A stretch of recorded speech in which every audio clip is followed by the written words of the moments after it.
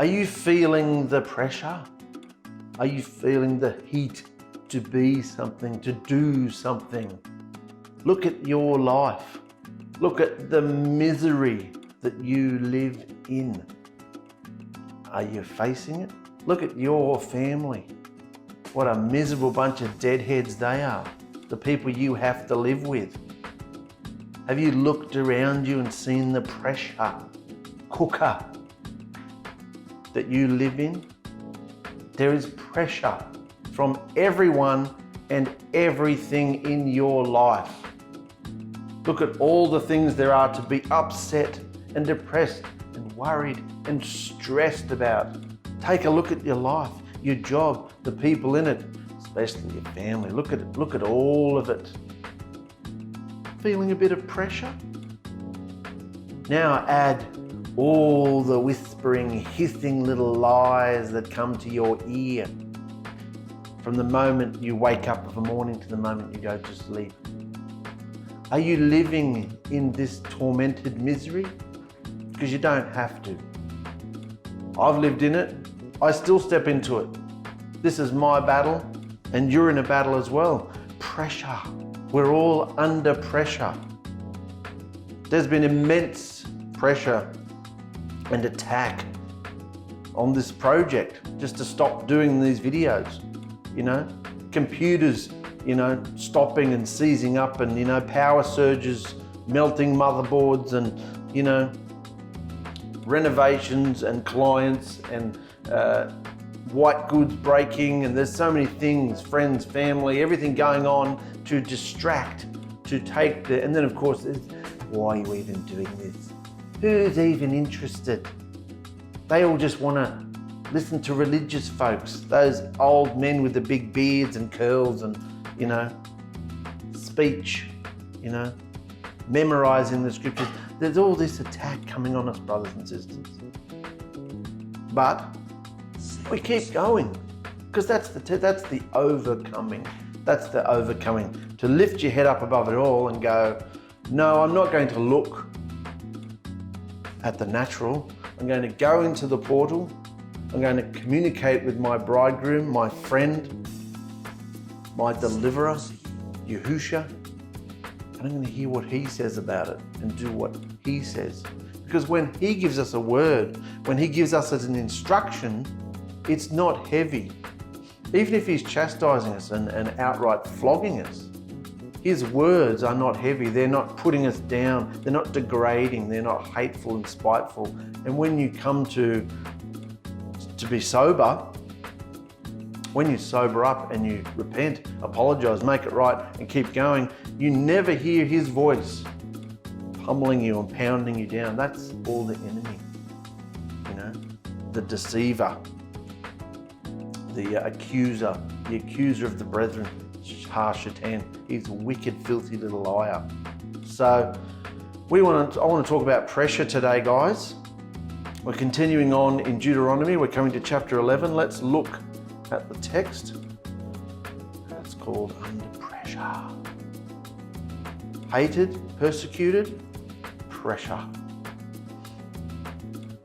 Now you can see there's time, there's media, there's television, there's doing the washing on the chores, there's the kids with all their little funky devices, there's flying, there's sports, there's books, there's activities and entertainment, friends, family, clients, you name it. Then there's me and you laying there with all this on top of your head.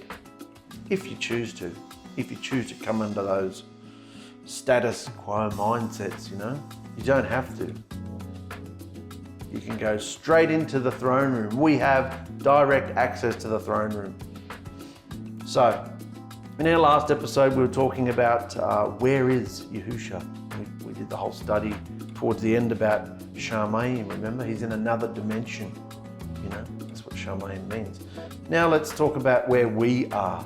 We talked about his dimension. Now we're going to talk about our dimension and the state that it's in, the great pressure. Moses is getting ready to die, of course, and this is his last grand opus to Israel, pleading with them not to do what their parents did, but be obedient. That's really it all boils down to one word: obedience. Be obedient. Do what you're told. Listen. So, Moses continues. Don't ever forget that Yahuwah is your Elohim. So you must always love him and obey his instructions and teachings. Because love and obedience, just give me 1 second. I'm going to make my mouse a bit bigger for you. Boom, there we go. That's better. You want a big ass mouse, thanks. Pointer. So he's telling them you must always love and obey his instructions and teachings. Because, as we know, love and obedience go hand in hand with Yahushua. Love and obedience go hand in hand with Yahushua. Yisrael has been given the covenant contract of love, but are they going to agree and live up to its terms? Remember, Yahuwah corrected you, not your children, you. Many of you old enough will recall seeing him unleash his great power, causing wonders and miracles in Egypt, raining down calamities and terrible things on the Pharaoh and all his people. And when the Egyptian army chased us in their chariots, we saw Yahuwah drown them and their horses in the Sea of Reeds, the Red Sea. And Egypt has never recovered to this day. They still suffer from that devastation. Your folks saw what Yahuwah did for us all in the desert, right up to the time we arrived here. And we all saw how he made the ground open up in the middle of our own camp, underneath the tents of Dathan and Abiram. So we saw how he made the ground open up in the middle of our camp, underneath the tents of Dathan and Abiram, who were swallowed up along with their families, their animals, and their tents. Yes, with your own eyes you saw Yahuwah's mighty power do all these things. Let's talk about the generations a little bit. Moses is not asking Yisrael to trust the experiences from another generation. You've got to do what your parents said because they told you to do it. No. You know how much younger generations love being told by the older generations. That's really going to fly here, isn't it? But Moses is not asking Yisrael to trust the experiences from another generation because many of them have themselves personally witnessed what he is calling to mind of their history. Certainly, many Hebrews who are now about 60 even saw what happened in Egypt. So even though the first generation's now died out, they've wandered for 40 years, they've all died out, the older generation, the first Exodus generation. It was over 20. To be considered the first generation of the Exodus, you had to be over 20 years old. So if you were, say, just 19, almost 20, 19 is still pretty old as far as remembering everything goes. So certainly many Hebrews who are now about 60 even saw what happened in Egypt. Because if you were 19, almost 20, you would be about 60 now after wandering for 40 years. So you'd still remember the Exodus, the plagues, all of it. Because it would have been about 20, they would have been about 20 during the Exodus. It was that age group, 20 years and older, that was considered to be the age of personal accountability. That's the age Scripture considers that you have personal accountability. So that's that. You can read that into your own children's lives if you want, or if your children are older than that, then they're all responsible for themselves. But Yahushua considers 20 years old to be the age of accountability. Once you are 20 years old, no matter where you live, no matter what you're doing, no matter what job you have, you are old enough, mature enough to either choose Yahushua or reject Yahushua and be rewarded likewise. So it was that age group that was considered to be age of personal accountability. So as you can imagine, all that happened in Egypt and then in the 40 years of wilderness wandering was quite vivid and real in the minds of those in their 50s. Not all of those standing before Moses personally experienced everything he was speaking about, for most of those alive at this moment were born during this arduous journey. However, a great number of Hebrews experienced at least some of it. So they had no reason to doubt Moses or to deny what they had personally seen. Therefore, Moses says, if you want to experience the blessings of what Yahuwah has waiting for you in Canaan, then obey his instructions. Obey the instructions. It's simple. He's saying it multiple times in everything he's saying. If you want to be blessed, don't do what your parents did. Obey the instructions. You know, do it. Bottom line, being born a Hebrew is not sufficient for you to be blessed by the good things of the land. Being born a Hebrew, tracing back your lineage to a certain tribe of Israel, you think, you know, looking at the color of your skin and your ancestry.comage, you know, being born a Hebrew is not sufficient for you to be blessed by the good things of the land. Rather, you must also be obedient to the blood covenant you have just agreed to accept.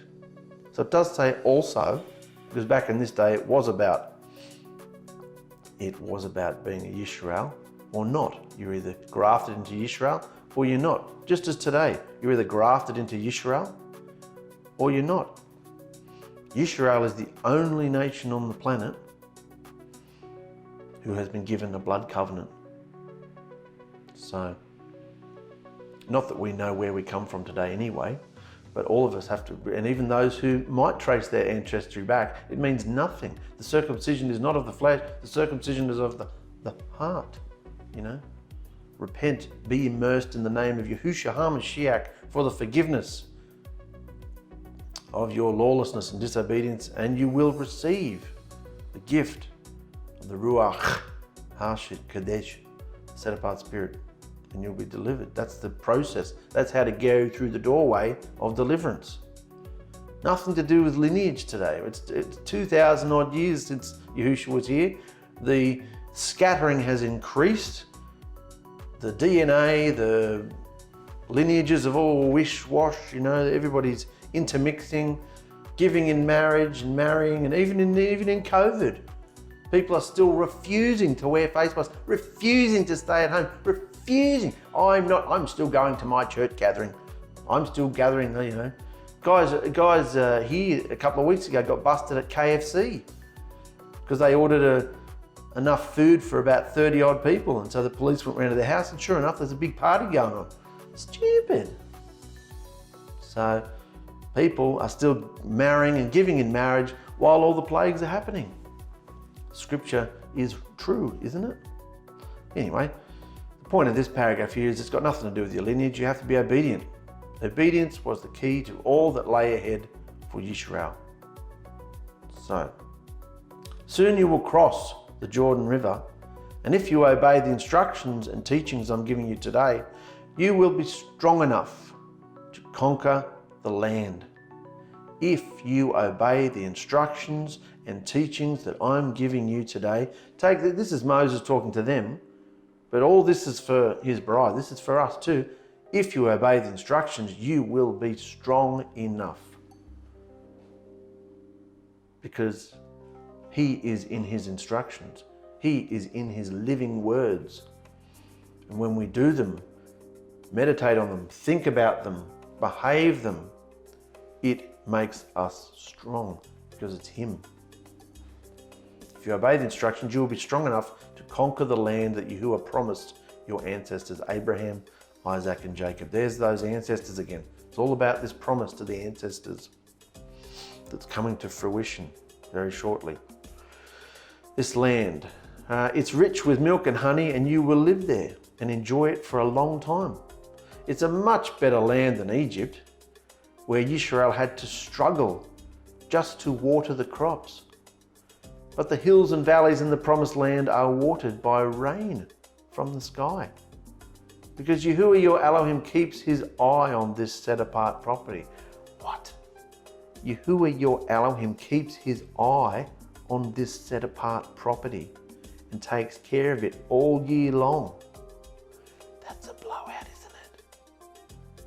Think about this. We're talking about water, we're talking about crops, we're talking about hills and valleys. The promised land is watered by rain. Now, not only is rain an amazing thing because up until Noach, they'd never seen rain, but even after that, now that they're seeing rain, there was very little rain in Egypt. We're talking about desert, Middle Eastern deserts. So that's all I'll say about that, because we're about to talk about irrigation and just how amazing Yahuwah's part. Yahuwah's got his hand on it. But look at this part here. Yahuwah, your Elohim, keeps his eye on this set apart property. Does Yahuwah, our Elohim, still have his eye on that set apart property over in the Middle East? Palestine, Iraq, Israel, is he still got his eye on is that his set apart property today? Or did he do something very shifty and sneaky on the day of Pentecost after his resurrection and ascension? He did something very, very sneaky. He switched the deed of his set apart property. His set apart property is now scattered. Set apart property is where he's taking back his time and space.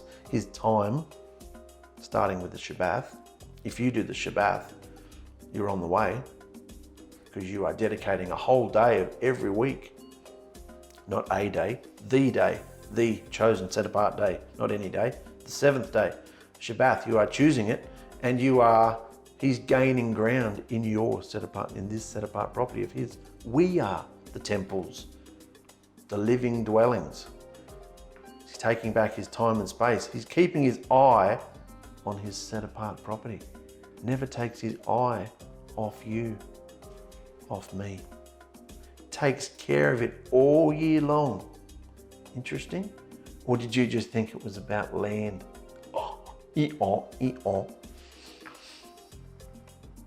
But he demands that you love him. There's but.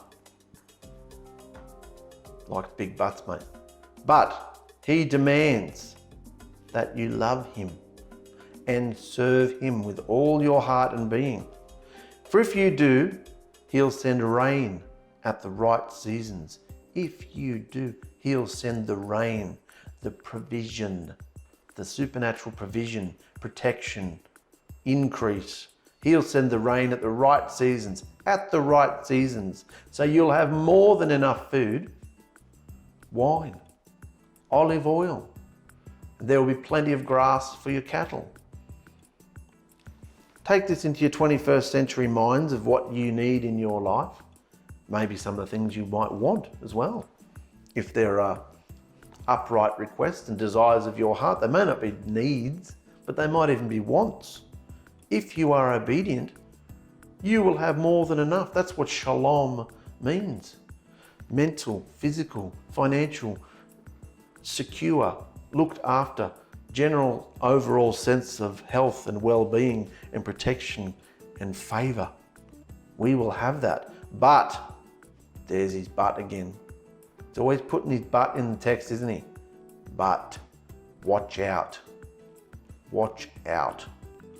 For you will be tempted to turn your backs on Yahuwah. And if you worship other deities, he'll become angry, and he will become angry and stop the rain from falling. Nothing will grow in your fields, and you will die and disappear from the good land that he's giving you. There's a big but, isn't there? And other scriptures say this as well. When you take on increase, when you are blessed, many times we forget. We get so caught up in the things that we're looking at or researching, or, whether it be real estate or cars or renovating, or we've been doing stuff up in the salon and just constantly looking at things all the time, looking. And often Yahushua takes a back seat, doesn't he? If you allow him to. Or you can do all those things with Yahushua in it, and realizing that he is driving the vehicle. He's bringing all these things to your attention as part of the increase, as part of the rain, R-A-I-N, rain. And the other rain too, his rain on our hearts. Everything's got to come through the portal, guys. I'm not saying you can't go and look at stuff and do stuff and renovate and all that, whatever you want to do, upgrade, you know. But I'm saying if we turn our backs, and the biggest way to turn your back on Yahusha is to worship other deities. Oh, I don't do that. I don't have any idols or things. Well, we've just talked about in recent episodes, recent ones, about what 21st century idols and deities, Elohim's mighty ones, really are when we look at the world and the lusts and what they're all involved in. Things that want to come through our vessel, or they're just spirits. They always want to come through our vessel and use our vessel. Satan is constantly doing that so that he can have his way in this set apart property. Because if he can use our bodies to, you know, partake of debauchery and perverseness and rudeness and all these things that he is, then what's he saying to Yahusha? What's he showing Yahusha, who has claimed your vessel as set apart property? What's he showing Yahusha? Your deliverance means nothing, mate. You're off your feet. You don't know what you're talking about. Look, I'm still controlling this guy. Look. Is Yahusha worried? Is Yahusha in the fight? No, he knows. He knows the work that he started and he's going to finish it. And it's all through our choices. You are the chooser. So even if you felt downtrodden, depressed, stressed, pressure, great pressure, you can just stop, lift your head up, pick yourself up, dust yourself off, start all over again and keep going. Anyway, let's keep going. Moses is talking about the blessing, about the rain. Now, we don't quite understand that. I mean, it's been raining here for weeks. We're sick of the rain. We don't understand the rain, how important rain, R-A-I-N, was in these Middle Eastern desert lands. Let's talk about irrigation, because I found this fascinating.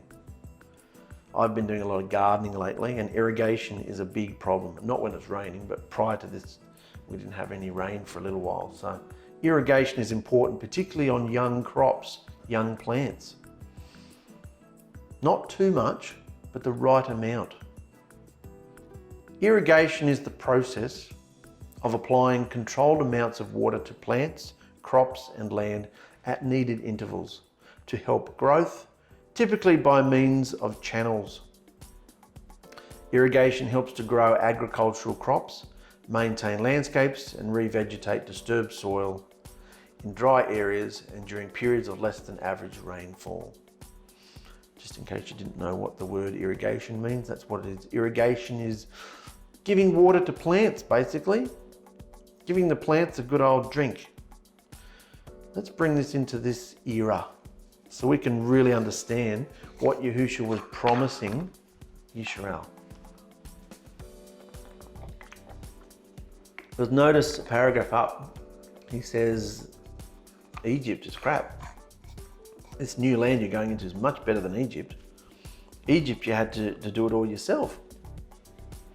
So they probably just assumed they'd have to do that again, because that was the way of life. They'd have to design their own irrigation. But look what's there. Interesting info about irrigation. Some translations of scripture say that there, in Egypt, you would sow your own seeds and had to use your feet to operate its irrigation system. Many translations say that. You will have to use your feet to operate its irrigation system. This rather standard English translation is what is called a dynamic translation. It makes it a bit more practical. So they're helpful, many of these translations. It's probably a good one because what is being described here is the man-made irrigation system, which was extremely vital to Egypt's agriculture. A system of canals, reservoirs, channels were built to water the fields using the water from the Nile, essentially Egypt's only substantial source of water. Human feet were then used in several different kinds of operations to make the irrigation system work. Whenever I hear talk about feet or trotting down or walking, I immediately think about like our walk, our behavior, the labor, the slavery, the day to day making our lives work. That's what I think of anyway. So I was talking a lot about feet here. They had to use their feet in several different kinds of operations to make the irrigation system work. Often they also used a water wheel device, which was usually human powered, and also a 𝔕𝕤𝕐. They used a 𝔕𝕤𝕐. That was essentially a bucket on a rope with one end tied to a lever. A person would allow the bucket to dip into a reservoir of water and then, using leverage, would lift the filled bucket up and dump it into an irrigation channel. There was a lot of work involved here because it is estimated that during the approximately 100-day growing season in Egypt, 1,000 tons of water was needed per acre to ensure a proper crop. That's a hell of a lot of water. The system Egypt devised was amazing. They used scores of thousands of 𝔕𝕤𝕐s and hundreds of water wheels and several other cleaver methods as well for getting water into those channels and out to the fields.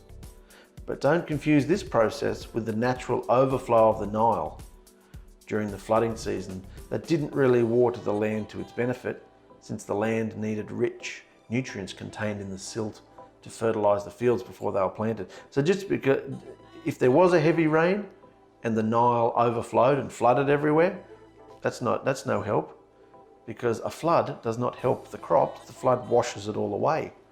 So we don't realize this, do we? Because we just turn a tap on and water comes out, and we're all worried about our precious filtering system. Oh, they've got to filter out this chemical and that chemical. Look at what they had to do for their water. Water is the foundation of life, really, isn't it? You can go for a while without food, but not water. Also, understand that Egypt was for the most part a desert. Practically no rainfall occurred at all. The waters of the Nile came from deep within another area of Africa, upstream, from melting mountain packs. Egypt simply benefited from the river's flow. So with all this as a background, it is easy to imagine how proud Egypt felt. Remember, Egypt was the hugest metropolis, global metropolis on the planet up until recently, until Moses stepped onto the scene. They were the global power. They were the United States of America of the world. So imagine how proud they felt to have developed this elaborate irrigation infrastructure, and how they felt dependent only upon their own efforts to grow crops. Think about this today. That's the world today, isn't it? That mankind is so proud of what they've accomplished. Why? So that they only have to be dependent upon their own efforts. That's modern day humanism today, isn't it? That's the society we live in. If you're only going to rely on someone, you can only rely on yourself. You want something done properly, do it yourself. Da da da da da. All the slogans and cliches they're going with. That situation, however, would be reversed. What situation? All this desert Egyptian labor, all this work and design that they had to put in would be reversed in Canaan. For Yahushua said they won't need human-powered irrigation systems. What are we going to do? They won't need human-powered irrigation systems. Instead, he would bring the rain from the sky upon their crops. And for this, all they had to do was wait and be obedient, and to keep their hearts, which is their minds, because they think from their heart and heart from their think from their heart. All they'd have to do is keep their hearts firmly set upon him. What? That's all they had to do. The rains would be sufficient to provide grain for the people, grapes from the vines, fruit from the trees, and grass for the herds. And they wouldn't have to work to have it. Then obviously they have to work to do their crops and everything else, but they wouldn't have to work for the irrigation. That's a blowout. What a revolutionary concept, to be relying only on supernatural provision and no human efforts. Wow. Can we believe this for today? Can you believe this for today? To be relying on no human efforts. Obviously, any kind of finances we get, there is a human element to it. But I'm not just saying to stay in your bed all day and wait for the money to fall out of the sky. What I'm saying is the supernatural provision. If you believe, if you wait and believe and be obedient, as these guys have just been instructed to do, it takes away all the worry, all the stress, all the pressure from where your provision, where your next meal, where your paycheck, where your money, where the clients, where the customers, because it's supernatural and it takes belief. And people, you can't explain this to people, not unless they're in the bride. You can't explain this to people. They'll think you're a cuckoo. You've got to market your business and you've got to promote it and you've got to go on Facebook and do up this page and that page and you've got to take pictures and you've got to do this, you've got to flog yourself, you've got to stand on the street corner spinning a sign, and you've got all this stuff that you have to do. Just like the Egyptians up here. Imagine how proud they felt. So that when your business is successful, it was all me and all my hard work. They only felt dependent upon their own efforts. That's the world. Because the world's got nothing else to rely on except themselves. What's Yahushua saying though about supernatural provision? I mean, we've dealt with this issue of supernatural provision in the wilderness.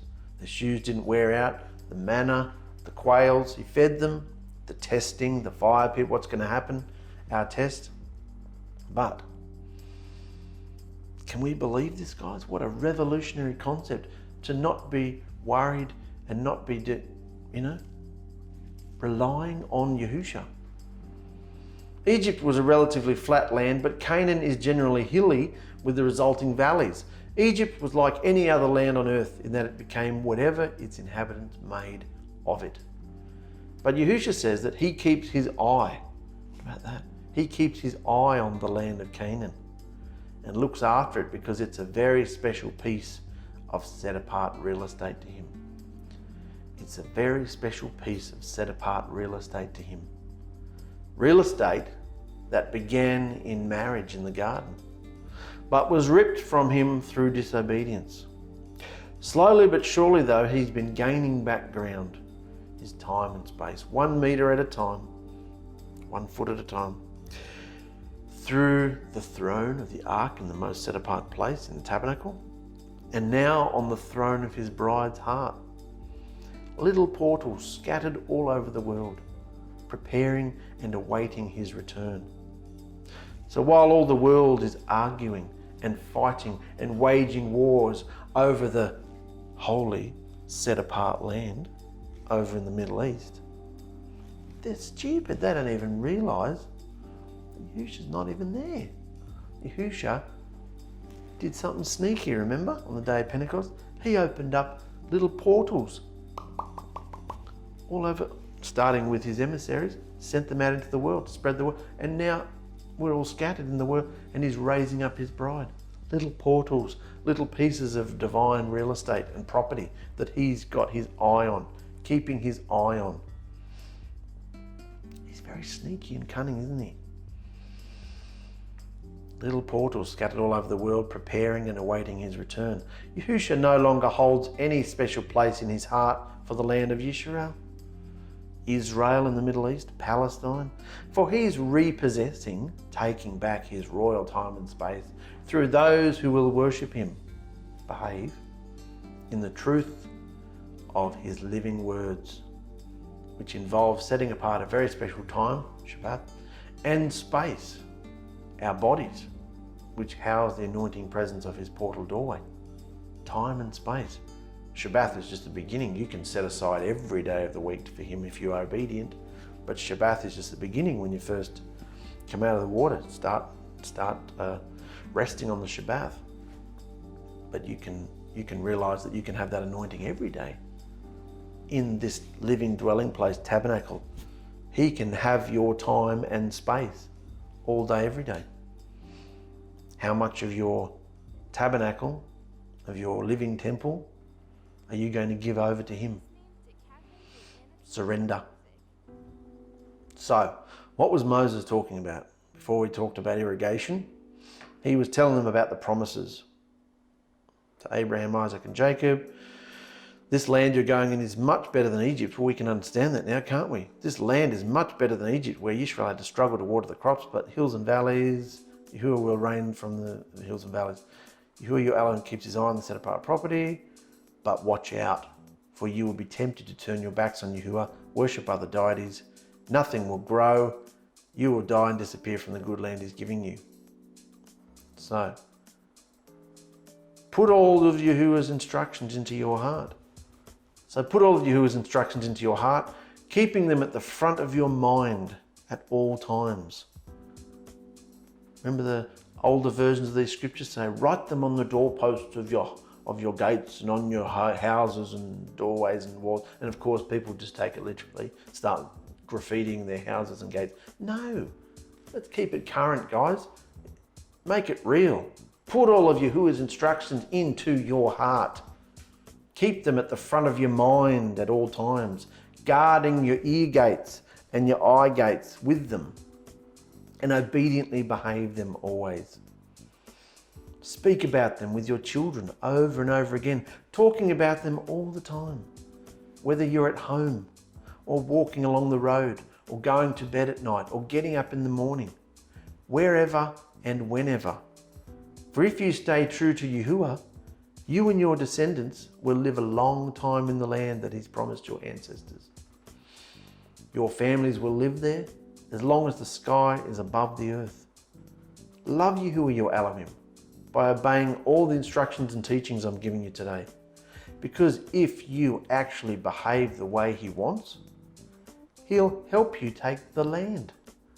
If you actually behave the way he wants, he will help you take the land. He will help you achieve. He will help you with your family. Remember, further up, he will give you the power. You will have the power to walk through your day, walk through your life, walk into a room and not be overcome by whoever's in there and their feelings and all their emotions as well. You will have power. He will help you take the land. He will help you take back the reign of your home. Instead of everybody else ruling it, you will have the power. 𝚑𝐴 will reign in your home, your work, your business, often without even saying a word. Do you want this? If you behave, you will be victorious. He'll help you take the land. And even though the nations there are way more powerful than you, 𝚑𝐴 will force them to leave when you attack. And you will capture the land everywhere you go, from the southern desert to the Lebanon mountains, and from the Euphrates River west to the Mediterranean Sea. No one will be able to stand up to you. For 𝚑𝐴 will make everyone terrified of you, just as he promised. Do you want that? Do you want people to be affected by you? That's what I always wanted in my life. People to be affected. The words I speak to be effective. They never were. Nobody ever cared. You know, I always got too emotional and came into everybody else's moods and feelings and came under that and got downtrodden. But if you actually behave the right way, that's why Behavior Revolution was given these rules. You know, stop taking everything so personally. Let everybody have their madness. Don't make excuses to yourself. If you behave these, you will be victorious. You will conquer whatever room you go into. 𝚑𝐴 will, through you. Is that what you want? Do you want that power? Do you want people to be, I feel, what does it say? Everyone will be terrified of you. Does anybody care when you walk into a room? Does everybody start sitting up straight and watching their P's and Q's and making sure they behave themselves because of what they know about you, about the standard that you keep? Or are you just one of the mates and everybody doesn't even give you any kind of attention? That's how effective you are when you walk. That's how effective your behavior is, by the reaction you get. Even if it's no reaction at all, that's a huge reaction. If you do these behaviors, everyone will be terrified of you, just as he promised. So you guys have a choice now, don't you? Do you want 𝚑𝐴 to bless you, or do you want him to curse you? Today I'm giving you his instructions, and if you obey him, he'll bless you. But if you disobey him and worship those fake-ass deities of stone and wood and clay, idols that have never done anything for you, because they're not real, Yahuwah will put a curse on you. Simple. The extent of the land holdings, this was interesting, the extent of the land holdings that Yisrael would receive is outlined. Where's it outlined? The extent of the land holdings, just up here. You will capture the land everywhere from the southern desert, Lebanon mountains, from the Euphrates River west to the Mediterranean Sea. I haven't put a map up. That didn't interest me that much because, it's not about land today.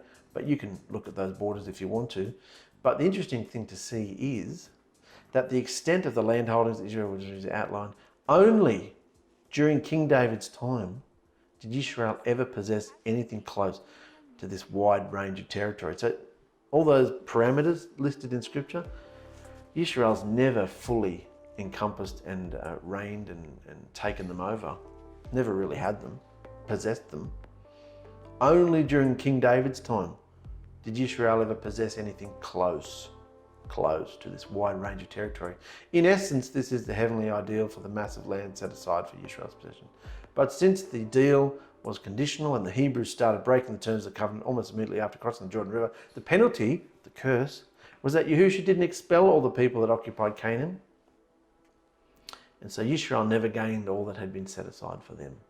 So before we enter chapter 12, that's going to be our next video, that begins to explain the individual instructions and rules. So after this video, we're going to start talking about the individual instructions again. Moses starts going into them in detail. The divine laws, yeah? He starts talking about those. So they're very interesting. But before we enter chapter 12, Moses speaks of the decision that Israel must make. Now the decision to accept the covenant is foregone. What is meant here by curse and blessing is that the covenant they have accepted contains both curse and blessing. So Yisrael must decide to abide by what they have agreed to or experience Yahushua's severity. And the first thing Yahushua forbids Yisrael from doing is bowing down to the fake deities of the Canaanites. That is on the top of his hate list, jealousy list, infuriating list. Because that top thing, bowing down to the fake deities, encompasses all the other behaviours.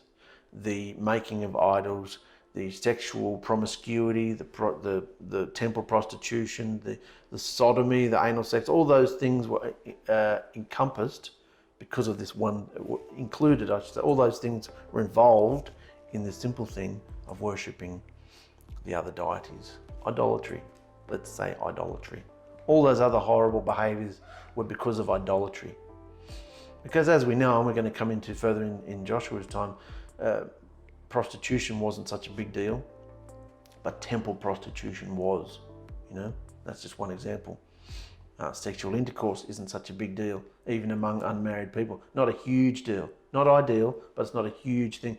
But anything involving temple prostitution and anal sex, because of the idolatry, yeah. Anyway, we'll come into that in future chapters. But after Yahuwah your Elohim helps you take this land, he's kicking the point home here, finishing it on this. After Yahuwah your Elohim helps you take the land, you must announce his blessings from Mount Gerizim and his curses from Mount Ebal. You know that these two mountains are west of the Jordan River in the land now controlled by the Canaanites living in the Jordan River Valley. The mountains are west of the road near the terebinth trees of Moreh on the other side of Gilgal. So very soon you will cross the Jordan River to conquer the land that Yahuwah your Elohim is giving you. And when you have settled there, be careful to obey his instructions. Be careful to obey his instructions and teachings that I'm giving you today. Another ceremony. Remember he says, after Yahuwah your Elohim helps you take the land, you must announce his blessings. Another ceremony. Another ceremony? Once they entered into the land with Joshua in the lead, they are to have a ceremony that reaffirms the eternal blood covenant of deliverance, which they had agreed to about a year after leaving Egypt. This topic is taken up in more detail in chapter 27 of Deuteronomy, and also in the book of Joshua, chapter 8. We find the ceremony of reaffirmation actually occurring. Why was this renewal or reaffirmation necessary? Why do we need another ceremony about the covenant? It is interesting that this will be the third time the blood covenant was given to Moses. This will be the third time that the blood covenant given to Moses has been raised up or brought to the table. The first time was at Mount Sinai. The second is what we just covered in the last couple of chapters of Deuteronomy in the land of Moab. And the third time will be after Israel has entered the promised land. At least one theory about this series of reaffirmations is that it was customary of most covenants and treaties of that era. When a leader with whom the treaty was made died, so Moses, when he died, then the new leader had to revalidate the blood covenant, and this was accomplished with a ceremony. Moses died after the second agreement to affirm the covenant, and so with Joshua as the new leader of Israel, the third affirmation was required, at least in the eyes of these Middle Eastern people of that era. So he's working with their mindset, isn't he? But again, and this is how mad it got.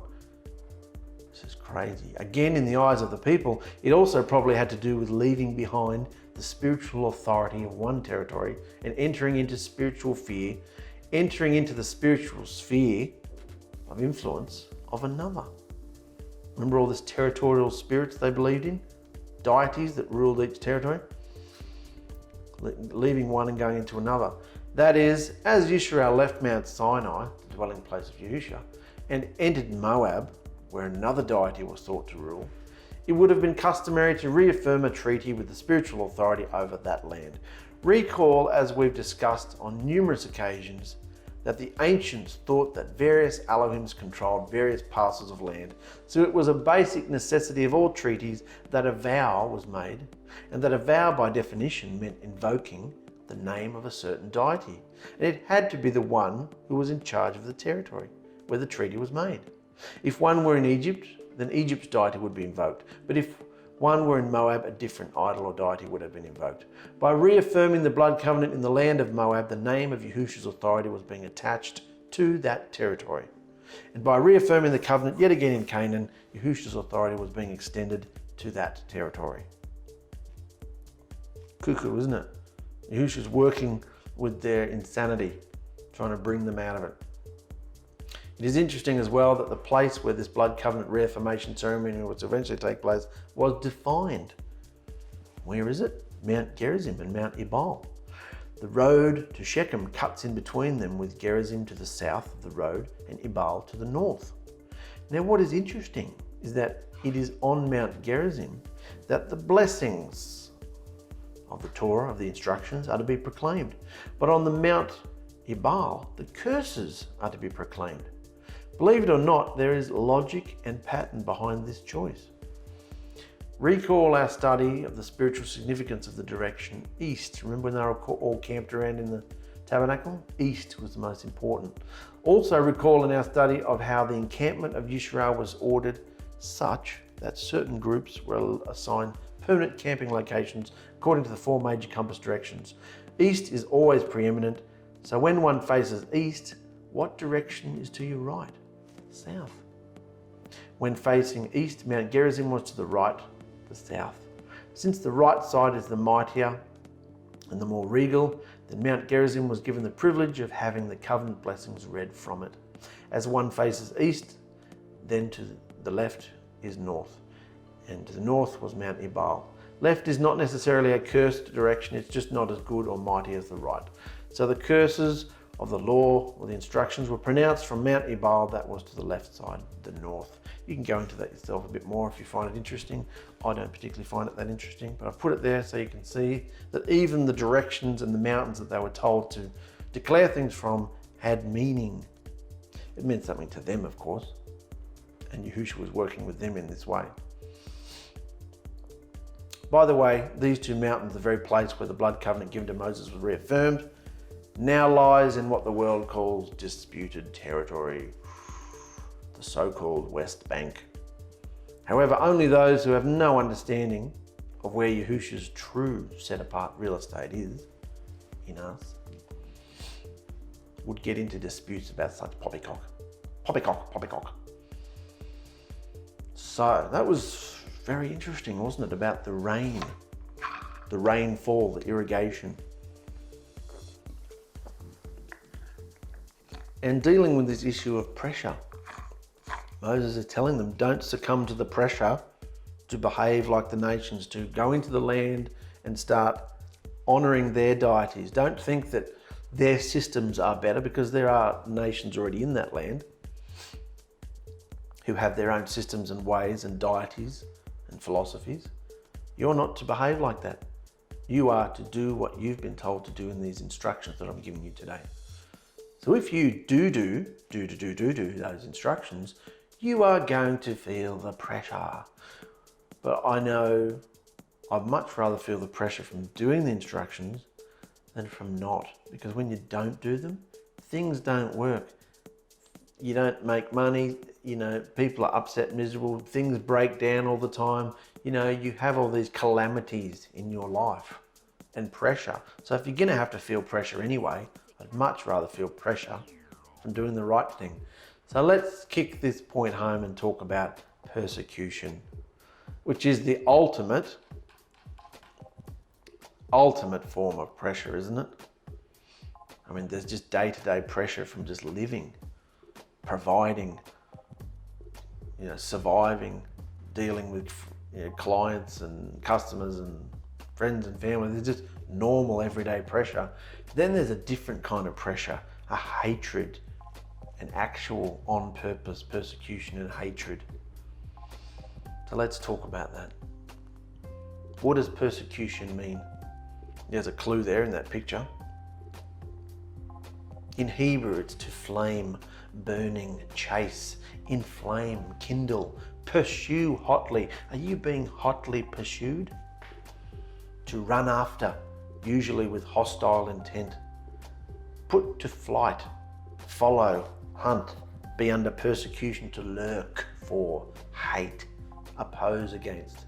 I've used the analogy lots of times about the walking dead. We're living amongst the walking dead. You got to stay in your lane. Don't go looking people in the eye or, saying things to people. They're zombies, mate. There's other shows apart from The Walking Dead. There's, what was that one? Something Z. A show called, I forget what it's called. Something Z, Generation Z or something Z, where the zombies actually run. They run, they chase you. They're faster than you are, and they're powerful and strong. So,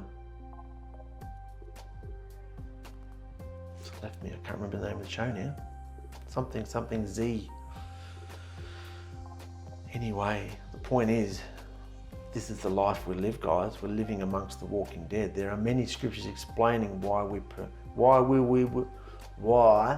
will be pursued and persecuted. Many scriptures. In such arrogance, the wrongdoer hotly pursues the poor, and they are caught up by the schemes which they devised. In arrogance, this is the word, in arrogance, the wrongdoer hotly pursues the poor, and they are caught by the schemes which they devise. And Yahushua says, don't marvel, my friends, if the world hates you. Actually, John said that. Yukonon. Don't marvel, my friends, if the world hates you. It's going to happen. This world wants to change every word of truth given to us from Yahushua. Every word of truth given to us by Yahushua. Change it all upside down, inside out, make right wrong and wrong right, and good evil and evil good. We will be hunted and persecuted because we hold the words of truth within our hearts, and the world wants that destroyed. So don't be surprised if when you speak up that you are hated. Looking at the simple explanation of the word persecute above shows us how we will be hunted out. Any person who does not love Yahusha will find it impossible to love you. Any person who does not love Yahusha will find it impossible to love you, because they can only hate you because of what controls them or who controls them. Don't be deceived or deceive yourself. Those closest to you who don't believe in Yahusha can become your worst enemies. Do you understand that? I made my son read this a few weeks ago. He's been immersed and he's having conflicts with his brothers and sisters, and most of them aren't interested in Yahusha. And I said to him, what does this mean? Any person who does not love Yahusha. And then down here, those closest to you who don't believe and don't know him. Even if they do believe, if they don't love him and don't want to behave, even if they've been immersed. Those closer to you who don't believe in Yahusha like this can become your worst enemies. Often those closest to you. Do you believe this? Is this answering the question of why this is all happening to you? So that's the hatred, that's the persecution. Let's talk about the love. Ahab, to have affection for, sexually or otherwise, or to be loved like a friend. Let's look at this scripture, because it runs straight in from the idea of persecution. This is in John, so this is what Yahusha said. The whole reason I'm giving you these instructions is so that you love each other. If the world hates you, just know that it hated me first, okay? If you were part of the world, they would love you like one of their own, wouldn't they? But you aren't part of the world anymore, because I chose you out of it. And that's why they hate you so much. Remember, I told you that a servant isn't greater than his master. So make no mistake, if they persecuted me, they'll hate you too. If they listened and guarded my words, then of course they'd listen to you too. But they haven't. And all of this will come against you because of my name. Because of what?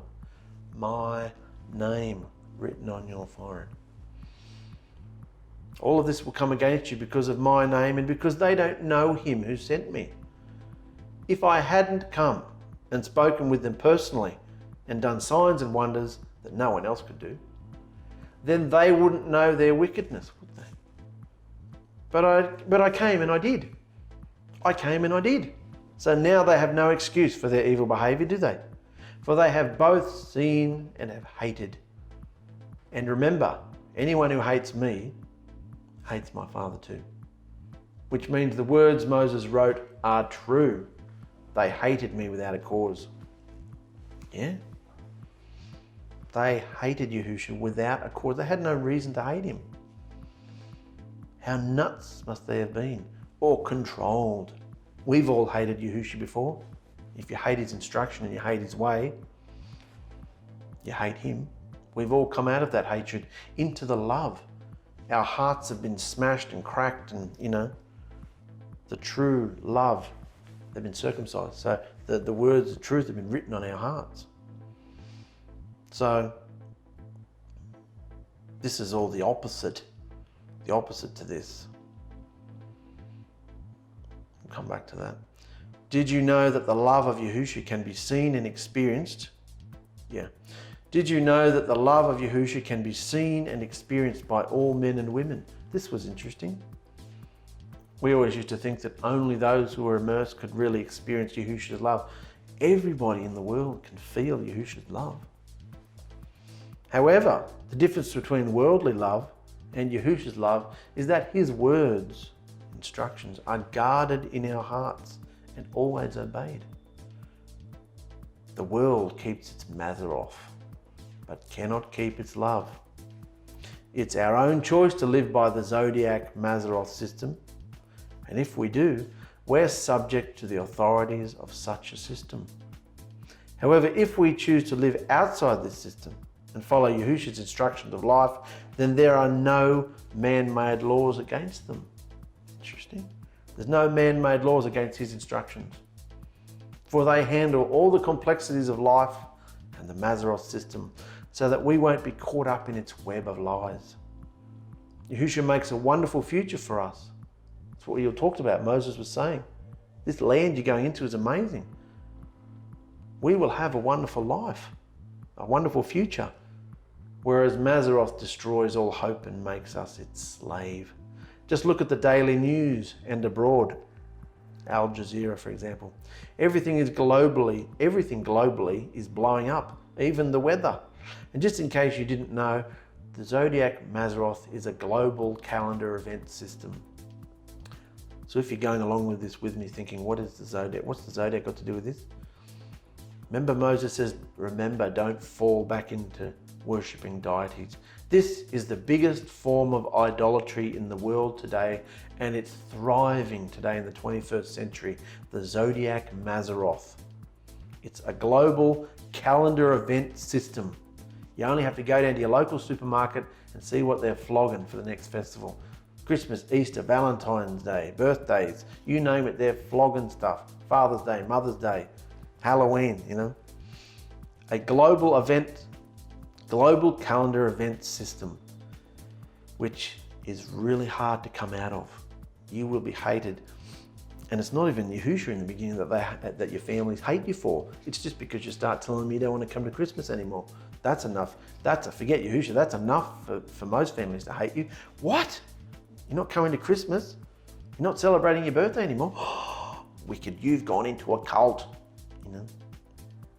Anyway, just in case you didn't know, the zodiac 𝗪𝕇 is a global calendar event system that encapsulates its followers, subjects, and slaves. It is a devised and planned behavior that cancels out any instruction from Yahushua, worshipping and consuming all that Yahushua advises us against for our own health. So the zodiac 𝗪𝕇 worships and consumes and encapsulates everything that Yahushua advises us against for our own health. It even has its own version of love. It even has its own version of love. A superficial sexual romanticism that's not true. Affection or love or suffering or compassion is not true. If you are stuck in this system and want to get out, it's very hard, but it's possible. It's hard, but very possible. Remember, everyone can experience Yahushua's love, but keeping that love takes commitment, obedience, and experience. So if this is the first you've heard about all this 𝗪𝕇 stuff, this is some examples up here. Christmas, Easter, Valentine's, birthday, Halloween, Happy New Year, you know, all that stuff. All the festivals that have nothing to do with Yahushua and are worshipping pagan deities. All these festivals are to do with deities. You can read books about all that if you're not sure about it. Fossilized Customs is probably the best one to read if you want to know where all these festivals came from. So, they all have their own behaviors, the party spirit, the drunken debauchery, and even if you don't drink alcohol or smoke or whatever, that's nothing to do with it. The behavior, you worship one part of it, you worship all of it, you know? So, the hatred, if you step out of this, these are the looks you're gonna get. See the looks?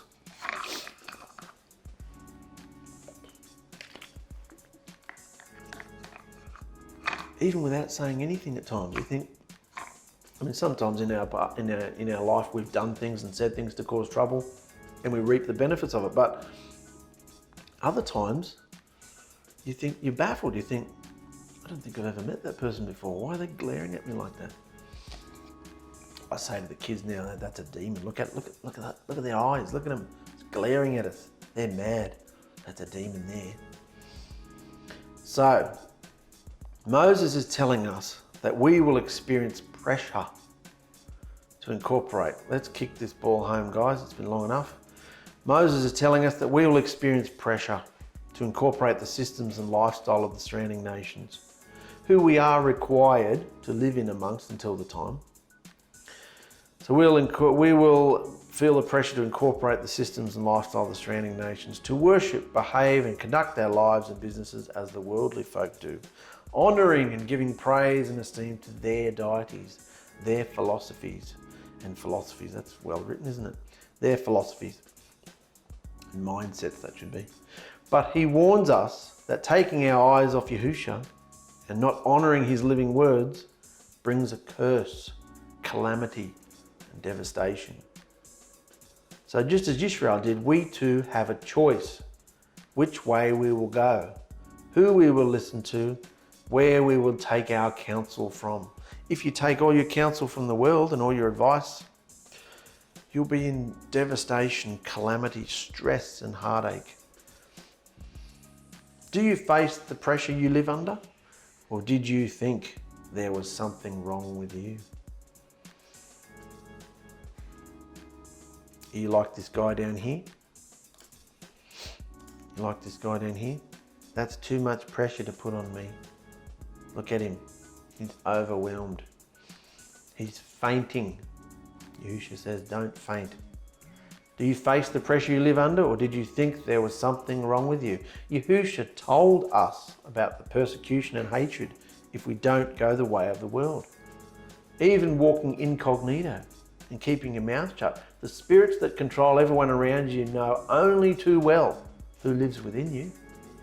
And they want to destroy us through anyone and everyone possible, even those closest. So if you're not feeling or experiencing this kind of pressure or hatred, are you being truly effective in your belief? That's the question. Because Yahushua said this is going to happen. If you're following me, you're going to be hated like me. So if you're not feeling or experiencing this kind of pressure or hatred, are you being truly effective in your belief? Because Yahushua said this would happen to those who love and follow him in obedience, making ready for his return. Pressure? You want to turn up the pressure? He's had a lot of pressure, hasn't he? His wife just died. I liked her. This is the point of pressure. When you put certain rocks and coal under pressure, what do you get out of it? A diamond. And what is Yahushua forming in us? There's verses in James that talk about that, about perseverance and pressure and bringing forth the good behaviour and character in us. That's what it's for. It's all a part of the test. So, like I say every episode, guys, keep going. Keep going. If you've been through torture and torment, if you've fallen over, if you're fainting, if you're looking like this poor bugger over here, whip the covers off, get back up and say, I'm sorry, Yahushua, I'm not having that anymore. And you keep going, and any negativity you hear, get lost, get lost. No, Yahushua loves me. I'm going forward. That's not me anymore. That was yesterday. That was last week. That was last month. I'm going forward, you know, and you try again. If you fall over again, you get back up again and you keep going, because every time you get back up, that's another thing that you are stronger in. And eventually you get to the point where you're sick of falling over, so you fight harder. So, if you keep falling over and stumbling or doing wicked behaviours or dirty behaviours and habits, eventually you'll get to the point where you're so sick of the pain and the calamity that you'll stop. And that's the point of the training. Love you guys. See you later.